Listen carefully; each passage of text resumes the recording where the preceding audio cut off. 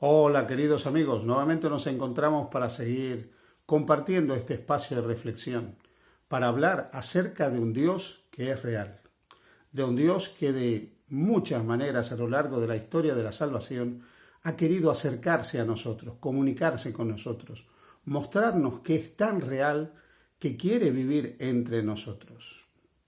Cuando nosotros pensamos en ese Dios cercano y real, no podemos dejar de asociar esa cercanía de Dios con la encarnación de Jesucristo. Pero no solo con la encarnación de Jesús, sino con su muerte y resurrección. Hay algunos nombres, algunos lugares en el mundo que son sumamente significativos. Podemos pensar, por ejemplo, en Kushinagar, podemos pensar en Hebrón, podemos pensar en Medina. ¿Qué pasa con esas ciudades? ¿Qué es lo que significa a cada una de esas ciudades? Que de paso están todas en el continente asiático, unas en el cercano oriente como Hebrón y Medina y otras como Kushinagar en el lejano oriente. ¿Cuál es la característica principal de esas ciudades? Que contienen tumbas de personajes muy importantes. En Kushinagar encontramos la tumba de Buda, venerado por todos los que siguen la filosofía budista. En Hebrón encontramos la tumba de Abraham y su esposa Sara, pero también las de otros patriarcas como Isaac, Jacob, Raquel, Lea, aquellos hombres que fueron patriarcas en la antigüedad. O la tumba que hay en Medina, donde está la tumba del profeta Mahoma, el fundador del Islam. En todos esos lugares hay una tumba de un fundador de religiones que han pasado a la historia. Jerusalén también tiene una cantidad de tumbas. Actualmente se reconocen dos probables tumbas de Jesús en Jerusalén. Lo interesante es que los posibles dos lugares de la tumba de Jesús tienen una peculiaridad. La tumba está vacía. Hoy quiero hablarte acerca de la resurrección de Jesús y qué implicancia tiene en tu vida y en mi vida la resurrección de Jesucristo. Luego de que Jesús efectuó la primera purificación del templo, un día cuando él llega al templo de Jerusalén y ven que tanto los sacerdotes como los escribas, los fariseos, los vendedores habían transformado ese templo en un lugar donde se hacía todo tipo de transacciones comerciales para que los que iban a hacer sus ofrendas las compraran ahí, cambiaran su dinero ahí. Bueno, como él lo dice, habían transformado la casa de su padre en una casa de mercado. Incluso utiliza un término más fuerte, cueva de ladrones. Y echa a todos los que vendían palomas, a los cambistas. Y durante una jornada entera Jesús impide que realmente eso ocurra. Luego lo hará por segunda vez poco antes de su crucifixión.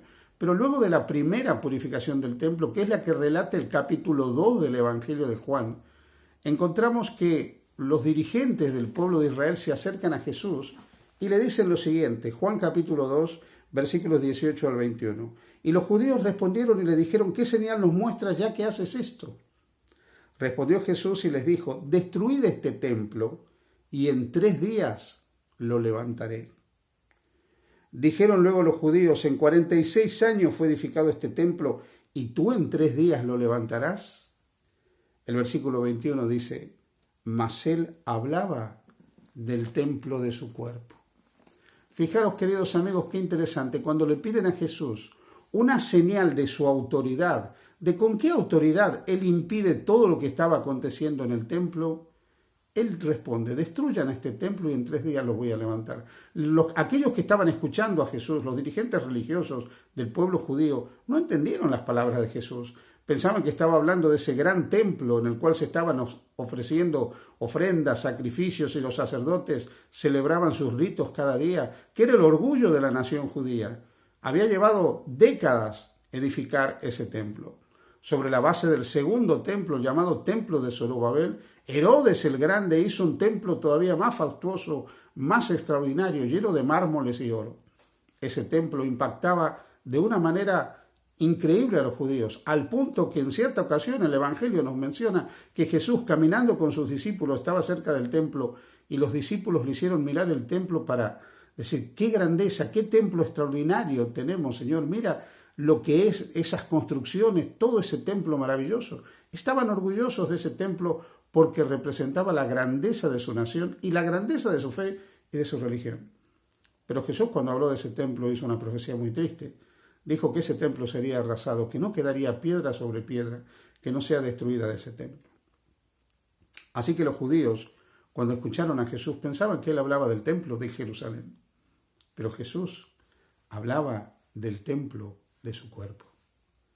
Él dijo que la señal, la evidencia concreta de que él era el enviado de Dios, de que él tenía autoridad mesiánica, iba a ser la destrucción y la restauración, la reconstrucción de su templo, o sea, de su cuerpo. Lo que Jesús estaba anunciando aquí era su resurrección. Él dijo, matadme, acabad conmigo, destruidme físicamente y veréis cómo en 3 días este templo físico que soy yo vuelve a levantarse. Sí, querido amigo y amiga que me escuchas, Jesús estaba hablando de la resurrección de su cuerpo.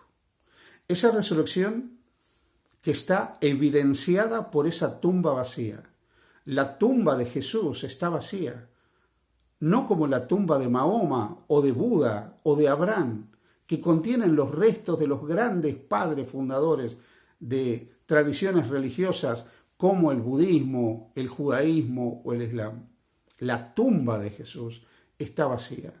Muy temprano, luego de su muerte, al 3er día por la mañana, discípulos de Jesús fueron a terminar de honrar el cuerpo de Jesús, llevando para embalsamar el cuerpo de Jesús, como era la costumbre de la época, mirra, aloe, especias, para ungir el cuerpo de Jesús, ya que lo habían enterrado apresuradamente para descansar durante las horas del Shabbat. Pero cuando llegaron, estas mujeres que iban encontraron la tumba vacía. Fueron y dieron aviso a otros discípulos de Jesús que corriendo fueron a ver el lugar y también encontraron la tumba vacía. No es que el cuerpo de Jesús había sido robado o que su muerte había sido una apariencia, como hicieron circular esta idea, este concepto, esta mentira muy temprano dentro del judaísmo o aún en el islam, que la muerte de Jesús realmente fue una apariencia. No, Jesús murió realmente en la cruz y sabemos porque los soldados que estaban al lado de la cruz no le quebraron las piernas para apresurar su muerte. Él estaba muerto y con una lanza lo traspasaron y vieron que salía sangre y agua, lo cual significaba que el corazón de Jesús había sido quebrantado y se había separado la sangre del plasma sanguíneo. Jesús estaba muerto, su muerte fue real, su sepultura fue real, pero cuando sus discípulos fueron a ver, la tumba estaba vacía. El segundo argumento a favor de la resurrección de Jesús es la cantidad de testigos, que mencionaron haber visto a Cristo resucitado. Todos los discípulos de Jesús, los apóstoles, todos tuvieron un encuentro personal con Cristo, hablaron con Él, lo tocaron, comieron con Él, lo escucharon hablar durante 40 días. Luego el mismo Pablo, Jesús se le presentó resucitado. Más de 500 personas vieron a Jesús resucitado y dieron testimonio de su resurrección. Y estas personas no creyeron una mentira, porque si hubieran creído una mentira no hubieran estado dispuestos a dar su vida por una mentira. Todos al unísono, de común acuerdo, mencionaban que Cristo había resucitado y a pesar de las persecuciones, a pesar del peligro de su vida, a pesar de cualquier forma de martirio, no negaron en ningún momento el hecho de la resurrección. Nadie muere por una mentira si puede salvarse. El tercer gran argumento es que el mensaje de Jesús permitió que existiera la iglesia a través de los siglos. Sí, queridos amigos, a través de los siglos ha habido testigos del crucificado, porque Cristo vivo permanece dentro de su iglesia. Y a pesar de todas las persecuciones que el cristianismo ha sufrido y sufre en la actualidad, Cristo, que está vivo y resucitado entre su pueblo, sostiene a cada uno de sus hijos. ¿En qué te afecta a ti la resurrección de Cristo? Esa resurrección que está garantizada por el testimonio de la tumba vacía, por el testimonio de aquellos que fueron testigos de la resurrección, por el testimonio de aquellos dispuestos a dar su vida por el resucitado. ¿En qué te afecta a ti la tumba vacía? Pues, querido amigo, con el mensaje de la tumba vacía, Jesús te quiere decir a ti y a mí que nuestros problemas están resueltos. Nuestro gran problema está resuelto. El problema de la vida eterna. La vida es bella, pero efímera. La vida es hermosa, pero corta. Y sin embargo, Jesús resucitado nos dice, no te preocupes, yo he vencido la muerte y hay una vida eterna para ti. Y mientras el momento de esa vida eterna llega a cada uno de nosotros, que la tendremos en ocasión de la segunda venida de Jesús, ese Cristo vivo, ese Cristo resucitado y glorioso, quiere solucionar los problemas de nuestra vida. Así como hubo poder para resucitar el cuerpo de Jesús, Él tiene poder para solucionar aquellas cosas que están siendo un problema y una dificultad en la vida de cada uno de nosotros. Entrega tu vida a Jesús, confía en el Jesús resucitado y tu vida será una vida diferente. Que Dios te bendiga. Feliz día junto a Jesús.